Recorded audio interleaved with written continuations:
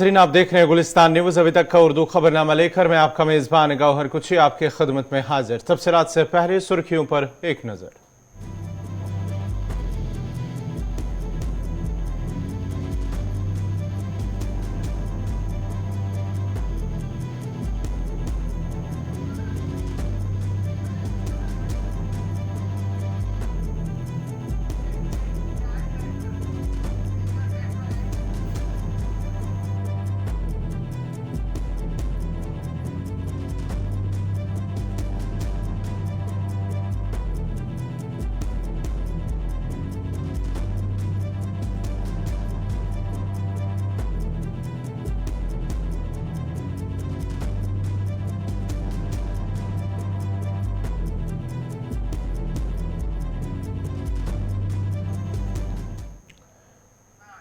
और अब पेश है खबरों की तफसील। सबसे पहले बड़ी खबर शुमाली कश्मीर के बारामूला पट्टन से आ रही है। इस वक्त शुमाली कश्मीर के पट्टन में नामालूम बंदूक बरदारों ने एक बैंक मैनेजर पर हमला किया। जरा का कहना है कि पट्टन के गोशबुग इलाके में नामालूम बंदूक बरदारों ने एक गैर रियासती बैंक मैनेजर पर गोलियां चलाई, ताहम वो बाल बाल बच गए, जबकि हमलावर मौके वारदात से फरार हुए। हमले के फौरन बाद ही फोर्सेज ने पूरे इलाके का मुहासरा लेकर हमलावरों की तलाश बड़े पैमाने पर शुरू कर दी, जो अभी भी जारी है। आपको बताते चले कि बैंक मैनेजर की शिनाख्त देहरादून के रहने वाले विवेक कुमार के बतौर हुई है। शुमाली कश्मीर पट्टन का गोशबुग इलाका, जहां पर नामालूम बंदूक बरदारों ने एक बैंक मैनेजर विवेक कुमार नामी एक बैंक मैनेजर पर हमला किया, नजदीक से गोलियां चलाई, ताहम वो बाल बाल बच गए और वो हमले में बहिफाजत मौजाती तौर पर वहां से बच निकले। उसके बाद ही पूरे इलाके का फोर्सेज ने मुहासरा किया और हमलावरों की तलाश बड़े पैमाने पर शुरू कर दी है। गोशबुग का पट्टन का गोशबुग इलाका, जहां पर नामालूम बंदूक बरदारों ने बैंक मैनेजर पर हमला किया। मजीद तफसीलात के लिए सीधा चलते हैं अपने नुमाइंदे राही निसार के पास। राही, क्या कुछ अपडेट है?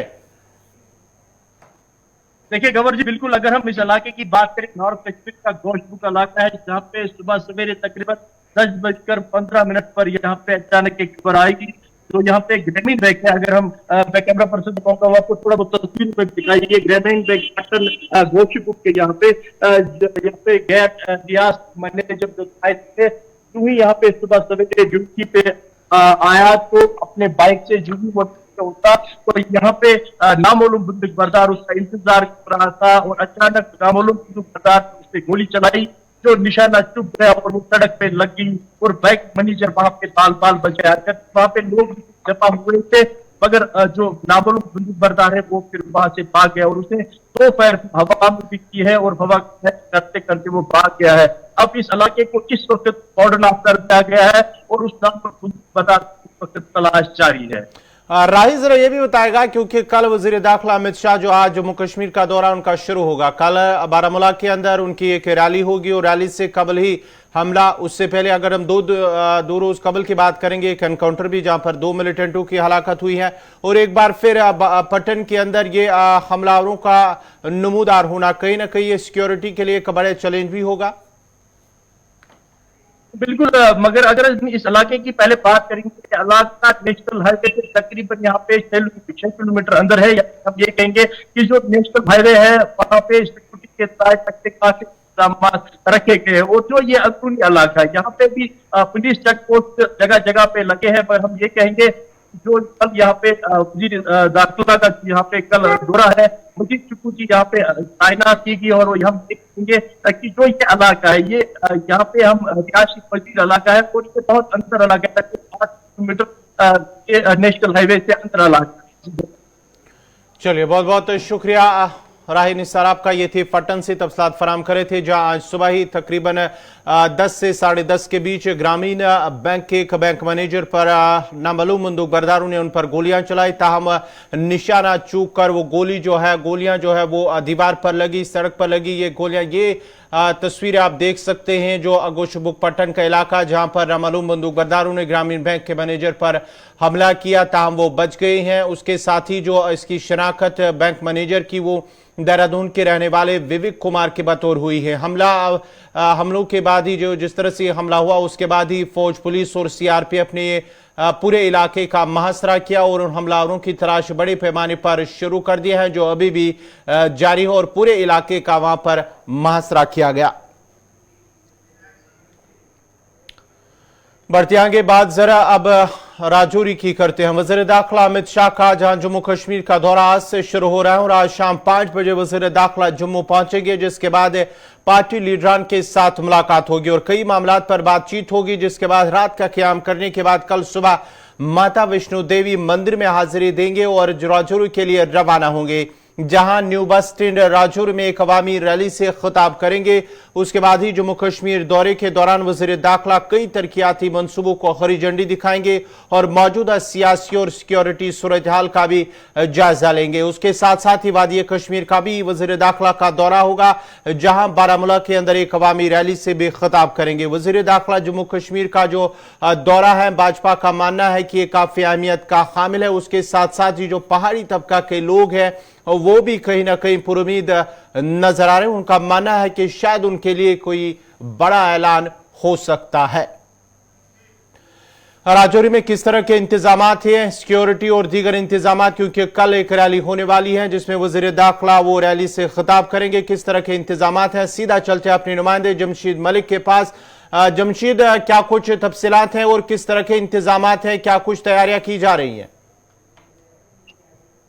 गौर, बिल्कुल इंतजाम की जहां तक बात करें, इस वक्त हम इस स्पॉट पर खड़े, आप हमारी इस तरफ का ये मंजर भी देख सकते हैं, जहां कड़ी सिक्योरिटी के इंतजाम ये कि उन्हें किसी भी मुलाजिम को अंदर जाने की इस तरह इजाजत नहीं दी जा रही है। हालांकि जो भी मुलाजिम हो या देखिए लोगों को तलाशी के बाद अंदर बड़ी रैली होने वाली, उस रैली को देखते हुए सिक्योरिटी के कड़े बीजेपी ने भी थोड़ी देर पहले यहाँ जायजा लेने के लिए पहुंचे थे। के बाद है जहां कल ये रैली और इस का मंजर आप फ्लाइट जाने की इजाजत नहीं जा रही है। इसके साथ साथ अगर बात हमारे सामने आएगा, जम्मू पुंछ की तरफ भी आपको दिखाऊंगे, इलाके को में दिया गया है, जम्मू का ये सामने जमशीद, आपको रोकना चाहूंगा क्योंकि आपकी आवाज थोड़ी कट कट के आ रही है, आपको रोकना चाहूंगा। बात कर रहे थे हम वज़ीर दाखिला अमित शाह की, जहां वो जम्मू कश्मीर का दौरा आज से शुरू हो रहा है और राजौरी में कल एक अवामी rally new bus stand Rajouri के अंदर एक रैली से खिताब करेंगे। और इस वक्त आप देख सकते हैं स्क्रीन पर कि किस तरह की तैयारियां की जा रही हैं। वहां पर किसी को अंदर जाने की इजाजत नहीं दी जा रही है। जमशीद, आप अपनी बात कंटिन्यू कीजिए। जी गौर, बिल्कुल उसके बाद मैं दिखाता हूँ आपको, ये जम्मू पुंछ हाईवे का सामने रास्ता है। इस पूरे रास्ते में सेना को तैनात कर दिया गया और उसके ऊपर लगने वाले जंगल जो हैं, इन पूरे जंगलात के अंदर सेना की इस वक्त भारी नफरी तैनात कर दी गई है। और इस तरह का मंजर भी मैं आपको दिखाता हूँ कि आज जिस तरह के हालात नजर आ रहे हैं कि आज इतनी सख्ती की जा रही है, इससे ये कह सकते हैं हम कि कल इस रोड को गाड़ियों की आवाजाही के लिए बंद कर दिया जाएगा। ये वो रास्ता है जो राजौरी के अंदर दाखिल होने वाला रास्ता, और कल इस रास्ते पर पूरी तरह गाड़ियों के चलने पर पाबंदी लगाई जाएगी, क्योंकि आज भी मुसाफिर बरदार गाड़ियों को इस तरफ नहीं आने दिया जा रहा। और ये वाला वो पोर्शन है जहां कल वजीर दाखिला अमित शाह एक जलसे से खिताब करने जा रहे हैं और इस जलसे में ये दावा किया जा रहा है कि 1.5 लाख के करीब लोगों के आने का इम्कान है, जो दावा भाजपा की तरफ से किया जा रहा है। उसको देखते हुए सिक्योरिटी के पहले ही बहुत ज्यादा कड़े इंतजाम यहाँ देखने को मिल रहे थे, मगर आज हालात उसके बिल्कुल अलग नजर आ रहे हैं, जहाँ किसी को भी गेट के अंदर जाने की इजाजत नहीं दी जा रही है। जो लोग एम्प्लॉइज हैं, अगर उनको भी जाने की इजाजत है तो उनकी भी पहले पूरी तरह जांच की जाती है, उनकी चेकिंग की जाती है, उसके बाद ही उनको अंदर जाने की इजाजत दी जा रही है। उसके अलावा किसी भी आम शहरी की बात करें या मीडिया पर्सन को भी आज इस तरफ अंदर जाने की इजाजत नहीं है, क्योंकि लगातार सुबह से हम देख रहे हैं जिला इंतजामिया हो या एडीजीपी सिक्योरिटी, उन्होंने भी यहाँ का दौरा किया। 2 दिन पहले हमने देखा था डिविजनल कमिश्नर ने भी यहाँ का दौरा किया था, क्योंकि कल के इस दौरे को बहुत अहम दौरा माना जा रहा है, जिसमें ये दावा किया जा रहा है कि 1.5 लाख के करीब लोगों के आने का इम्कान है। उसको देखते हुए सिक्योरिटी के कड़े इंतजाम यहाँ देखने को मिल रहे हैं। किसी भी तरह मैं बता रहा हूँ कि वो मेन गेट है जो न्यू बस स्टैंड के अंदर दाखिल होने वाला रास्ता है, जिसके अंदर कल ये रैली होने जा रही है, और इसमें पूरी तरह बंद कर दिया गया है। इसको किसी को भी अंदर जाने की इजाजत नहीं है। और जो एम्प्लॉइज, जो यहाँ काम करने वाले लोग हैं या जो सरकारी मुलाजिम है, अगर वो भी अंदर जाते हैं तो पहले उनकी भी जांच की जाती है, उसके बाद ही उनको अंदर जाने की इजाजत दी जाती है। गौर, बहुत बहुत शुक्रिया जमशीद मलिक आपका। ये थे राजौरी से जमशीद मलिक तफसीलात फराहम कर रहे थे ग्राउंड जीरो से, जहां से कल वजीर दाखिला अमित शाह जो bus stand new bus stand है राजौरी के अंदर, वहां एक अवामी रैली से खिताब करेंगे। आज शाम 5 बजे के करीब वजीर दाखिला अमित शाह जम्मू कश्मीर के लिए रवाना हो गए और आज शामी वो जम्मू पहुंचेंगे, जहां पर पार्टी लीडरान के साथ उनकी मुलाकात होगी और साथ ही साथ कई मामलात पर बात करेंगे। उसके साथ ही कल सुबह की जो शुरुआत होगी वो वैष्णो देवी, माता वैष्णो देवी के मंदिर जाकर वहां पर हाजिरी देंगे। उसके बाद राजौरी का सीधा वो राजौरी चलेंगे, जहां वो रैली से खिताब करेंगे। उसके बाद रैली इख्तिताम होने के बाद जम्मू जाएंगे और जम्मू के अंदर ही कई तरक्याती प्रोजेक्टों का इफ्तिताह करेंगे, संग बुनियाद रखेंगे। उसके बाद ही उनका वादी का दौरा और वादी के साथ ही बारामूला में एक रैली से 5 अक्टूबर को एक खिताब करेंगे और साथ ही साथ मौजूदा सियासी सूरत हाल और सिक्योरिटी सूरत हाल का उन्हें उनके आगाह किया जाएगा और तफसीलात के साथ उन्हें तफसीलात जो है वो फराम की जाएगी।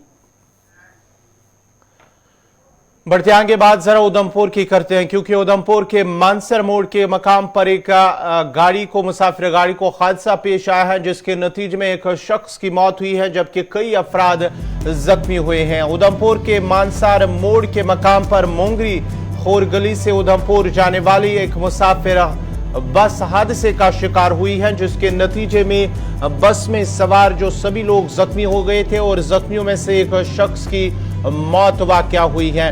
आपको बताते चले, ये बस जब एक गाड़ी को वहां से रास्ता दे रही थी तो अचानक से सड़क से नीचे लुढ़क गई, जिसके नतीजे में इसका जो हादसा पेश आया और हादसे के दौरान जो गाड़ी में सवार मुसाफिर थे वो जख्मी हो गए और जख्मियों में से एक शख्स की मौत हुई है। मकामी लोगों की जानिब से जब बचाव कार्रवाई की गई है तो सभी जख्मियों को अस्पताल मुंतकिल किया गया, ले जाया गया, जहां पर एक शख्स जख्मों की ताब न लाते हुए दम तोड़ बैठा।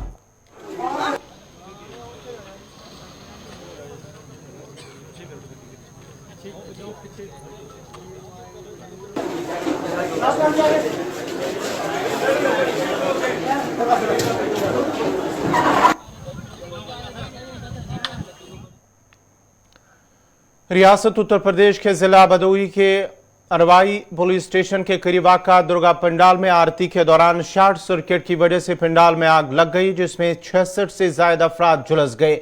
इंतजामिया का कहना है कि आरती के दौरान तकरीबन 150 लोग पंडाल में मौजूद थे, जिस दौरान पंडाल में आग लग गई और आग इतनी भयानक थी कि 66 से ज्यादा अफराद झुलस गए।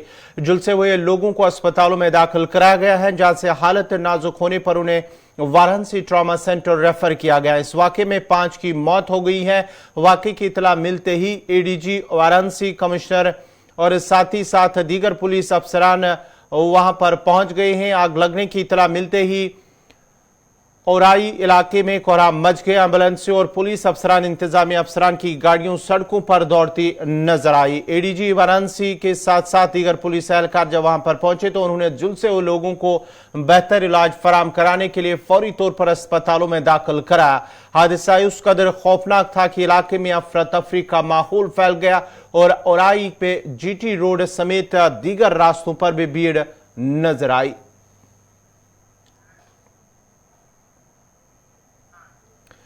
समाजवादी पार्टी के बानी मुलायम सिंह यादव की तबीयत अचानक बिगड़ गई और उन्हें दिल्ली के करीब गुड़गांव के एक प्राइवेट अस्पताल में दाखिल करा गया है। बताया जा रहा है कि उन्हें पेशाब में इन्फेक्शन की वजह से अस्पताल में दाखिल कराना पड़ा। अस्पताल में हेल्थ चेकअप के दौरान ऑक्सीजन कम होने की वजह से उन्हें आईसीयू में भेजना पड़ा। दरियास्तान समाजवादी पार्टी ने एक ट्वीट में कहा है कि गुरुग्राम के एक निजी अस्पताल में उन्हें दाखिल कराया गया। उनकी हालत मुस्तकम है, ताहम सीनियर डॉक्टरों की निगरानी में उनका इलाज किया जा रहा है। जराये का मजीद कहना है कि समाजवादी पार्टी के सदर और मुलायम सिंह यादव के बेटे अखिलेश यादव और उनकी अहलिया जिम्पुल यादव भी अस्पताल में मुलायम सिंह के साथ मौजूद हैं। अखिलेश यादव ने मुलायम सिंह यादव का इलाज करने वाले डॉक्टरों से तवील बातचीत की और कहा कि मुलायम सिंह यादव के छोटे भाई भी शिवपाल सिंह यादव जो दिल्ली के अंदर मौजूद है वो भी वहां पर पहुंच गए हैं। सयाहती मकाम गुलमर्ग से 26 किलोमीटर दूर सनशाइन पीक, पंतरी, कंटरनाग, दोनास जैसे खूबसूरत वादियों को सयाहती नक्शे पर लाने की खातिर टूरिस्ट गाइड एसोसिएशन गुलमर्ग और टंगमर्ग वर्किंग जर्नलिस्ट एसोसिएशन ने मुश्तरका तौर 2 रोजा ट्रैकिंग प्रोग्राम तरतीब दिया था, जिसे असिस्टेंट डायरेक्टर टूरिज्म गुलमर्ग ने हरी झंडी दिखाकर रवाना किया था। इस इंतहाई दिलकश और सुकून सफर से वापस लौटने पर टंगमर्ग इलाके के बेरोजगार नौजवानों को रोजगार कमाने का मौका फराम होगा। ताहम गुलमर्ग गाइड एसोसिएशन और मीडिया से वाबस्ता लोगों ने ये जगह मंजराम पर लाने के लिए कुदरती हुस्न से मालामाल सनशाइन पीक के साथ साथ पथरी कांटरनाग और दीगर जो रास्ते हैं, जो मकामात हैं, वहां पर पैदल रसाई के जरिए दुनिया के सयाती नक्शे पर नुमाया मकाम दिलाने की खातिर ये मरहला लगातार 8.5 घंटे पैदल सफर करके वहां पहुंचे और कामयाबी हासिल की। इस मौके पर कहा गया है कि ट्रैकिंग के शौकीन सयाहों के लिए सनशाइन पीक एक अच्छी जगह है। गाइड एसोसिएशन के सदर का कहना है कि उन्होंने अपनी जिंदगी में सनशाइन पीक को जबरदस्त खूबसूरत पाया है। ट्रैकिंग प्रोग्राम के साथ जुड़े लोगों का कहना है कि हुकूमत को इस मकाम की तशरीह करके ट्रैकिंग के लिए खोल देना एक अच्छी पहल होगी ताकि ज्यादा से ज्यादा बेरोजगारों को रोजगार मैसर हो सके। टूरिज्म ने इसको हरी झंडी दिखा कर रवाना किया। तकरीबन 30 टूरिस्ट गाइड इस ग्रुप में शामिल हैं। तो ये जगह जो था ये आज तक हिडन था, इसमें यहाँ पे लोग नहीं आते थे क्योंकि परमिशन का मसला था या और कुछ मसला था। लेकिन अब एडी टूरिज्म ने इसको बिल्कुल विद परमिशन खोला इस एरिया को। इंशाल्लाह हमें लगता है कि आने वाला सीज़न जो होगा 2023 का, और इसमें यहाँ पे टूरिस्ट का फ्लो अच्छी तरह से आएगा। यहाँ के लोकल यूथ जो है उनको अच्छा रोजगार मिलेगा। जब भी पहाड़ों में बर्फ गिरती है सबसे पहले ये माउंटेन पे गिरता है जिसका नाम है सनशाइन पीक। तो ये मतलब बहुत अच्छा पीक है। हम बाकी लोगों को भी सजेस्ट करते हैं कि यहाँ पे आ जाए एक बार बाय ट्रैकिंग। तो ये चीज़ें आप मिस मत करो क्योंकि अगर आपने लाइफ में ये माउंटेन नहीं देखा ऑलमोस्ट आपने फिर कुछ नहीं देखा। हर एक यहाँ पर आना चाहिए क्योंकि ये इनकम ऑफ सोर्सेज जो यहाँ का यूथ है उनके लिए बन रहा है और जो यहाँ बेरोजगार नौजवान है उनका भी यहाँ पर इनकम ऑफ सोर्सेज बन जाएगा और कश्मीर का शान इसी से बढ़ जाती है क्योंकि ये ट्रैकिंग प्लेस है। जैसा आज हम कल से ही हम ट्रैकिंग कर रहे हैं, one of the best trekking place ये माना जाता है। टूरिस्ट गाइड एसोसिएशन जो गुलमर्ग है उनके साथ कोलैबोरेट करके हमने 30 गाइड्स का एक ग्रुप जो हमारा अपर रीचेस हैं जिसमें आपको पता है कि सनशाइन पीक है, पैजन है, धनवास है और भी जो जगह हैं। अगर हम आगे की बात करें गुलमर्ग से तो यहाँ से इंसान बुनियार भी ट्रैकिंग करके जा सकता है। एंड देन अगर हम दूसरे साइड से बात करेंगे तो तोसा मैदान भी जा सकता है। तो हमारी एक कोशिश है कि यहाँ क्योंकि गुलमर्ग विंटर स्पोर्ट्स रिलेटेड के हिसाब से अपने आप में तो फेमस है ही, बट समर्स में यहाँ अगर टूरिस्ट आता है तो उसको कुछ एक्स्ट्रा मिलना चाहिए। तो यही एक कोशिश थी। तो मुझे उम्मीद है कि आज जो हमारे जो गाइड्स का ग्रुप है तो उन्होंने इन जगहों को एक्सप्लोर किया है। हमारा इनके साथ बराबर का ताउन रहा। तो हम उम्मीद करते हैं कि आइंदा जो टूरिस्ट आएंगे तो वो उन जगहों के लिए भी टूरिस्ट को ले जाएंगे ताकि जो यहाँ टूरिस्ट आता है वो यहाँ से अच्छी मेमोरीज और अच्छी तारीखी बदरवा किला इंतजामिया की तरफ से नजरअंदाज करके बुरी हालत में है। बदरवा किला जिसे रतनगढ़ किला भी कहा जाता है बदरवा के सबसे तारीखी और सकाफती असासों में से एक है। एक छोटी सी फ्लैट चोटी वाका पहाड़ी पर वाका ये किला देवदार के दरख्तों का एक खूबसूरत पस मंजर भी पेश करता है। वादी बदरवा का एक मुकम्मल मंजर किला 2 मुख्तलिफ हिस्सों पर मुश्तमिल है, ऊपरी और निचला हिस्सा, जबकि सबका 2 आज़ाद टावर ब्लॉक्स पर मुश्तमिल है। किला के बारे में कहा जाता है कि इसमें 4 बंदूकें नस्ब हैं और इसमें से 50 आदमियों की एक छावनी है। 1854 में कहा जाता है कि बदरवा की क़यादत में जनरल शक्तू कोतवाल और चंपा के दरमियान पदरी दर में जनरल नथुराम की क़यादत में एक ज़बरदस्त तसादुम हुआ और 3 दिन तक जारी रहने के बाद ही आखिरकार बदरवा को चंपा से अलग कर दिया गया है। उसके बाद ही जनरल बदरवा को उस वक्त के महाराजा गुलाब सिंह को जम्मू कश्मीर के साथ इल्हाक करने की पेशकश की। राजा जो जनरल से खुश हुआ उसने इसे बदरवा में एक जागीर की पेशकश की। 1919 में इस किले को जेल में तब्दील कर दिया गया था।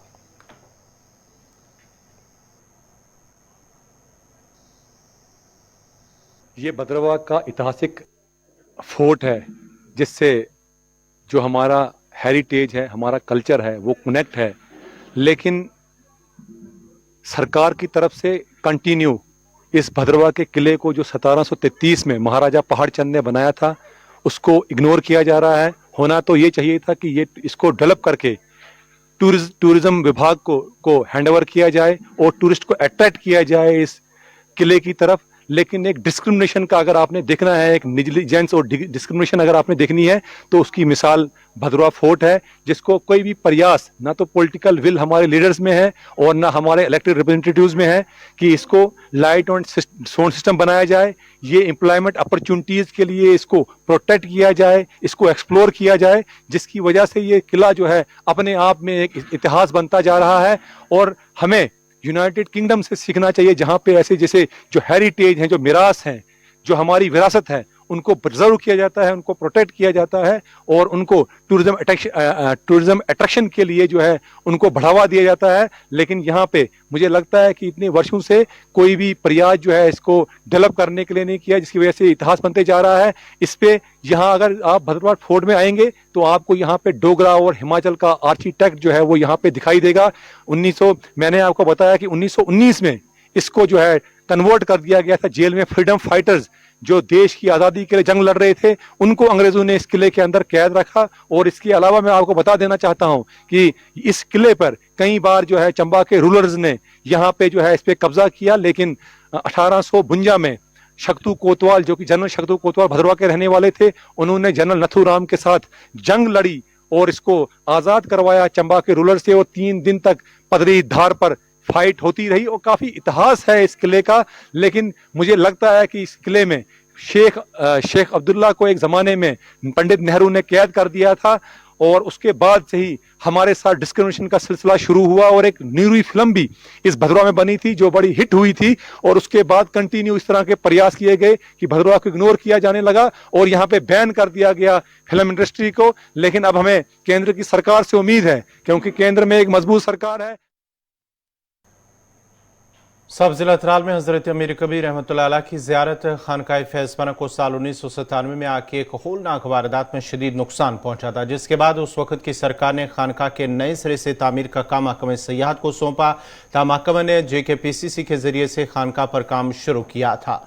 ताम 25 साल गुजर जाने के बाद भी ये काम नामुकम्मल है। मकामी लोगों ने मुतालबा किया है कि अगरचे महकमा के पास अब बाकी काम करने के लिए रकम नहीं है तो वो ज़ियारत का पैसा तामीराती काम के लिए इस्तेमाल कर सकते हैं। और औकाफ कमेटी के मेम्बरान का कहना है कि हमेशा अकीदतमंदों का रश रहता है और उर्स मुबारक पर यहाँ लाखों ज़ायरीन आते हैं, लेकिन यहाँ उनके लिए कोई ख़ास बंदोबस्त नहीं है।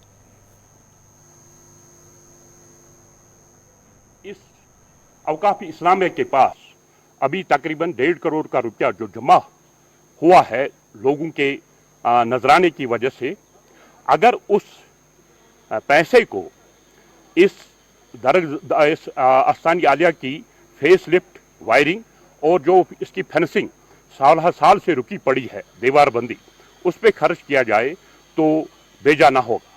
हमारी सिटीजन काउंसिल त्राल और इस इलाके के लोग जो इस दरगाह से एक वाजहाना जज्बाती एक अटैचमेंट रखते हैं, वो ADC साहब त्राल से गुजारिश करते हैं कि वो इस पैसे में से इस दीवारबंदी के लिए और फेसलिफ्ट के लिए और दूसरे काम जो अधूरे रुके पड़े हैं आस्तानी आलिया के, इस पे अगर सर्फ किए जाए तो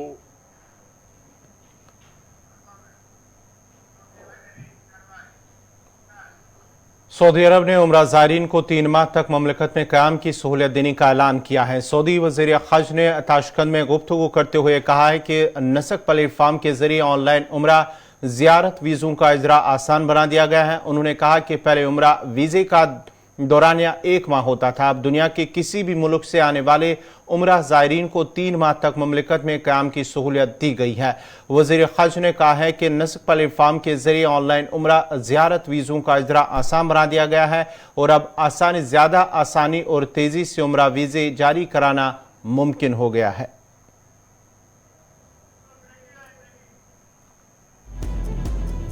बड़ी खबर इस वक्त ईरानी मुसाफिर तैयारे में बम की खबर, जो इस वक्त बड़ी खबर आ रही है कि तेहरान से चीन की तरफ जा रहा था तैयारा, जिसके बाद ही इसमें एक बम की खबर आ गई है। हिंदुस्तानी फिजाइयत से मांगी थी लैंडिंग की इजाजत।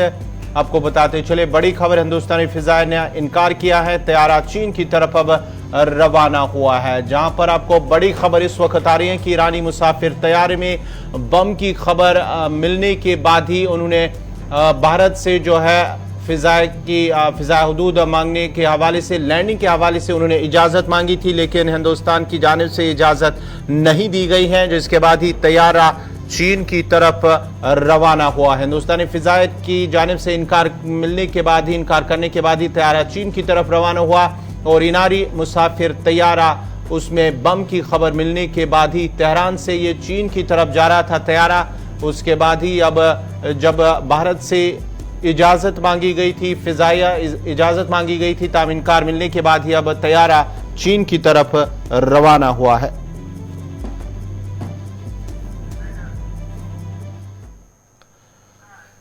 नाज़रीन, इसी के साथ ही उर्दू खबरनामा इख्तिताम पजीर हुआ चाहता है। अपने मेज़बान गौहर कुछे को इजाज़त दीजिए। अल्लाह हाफ़िज़।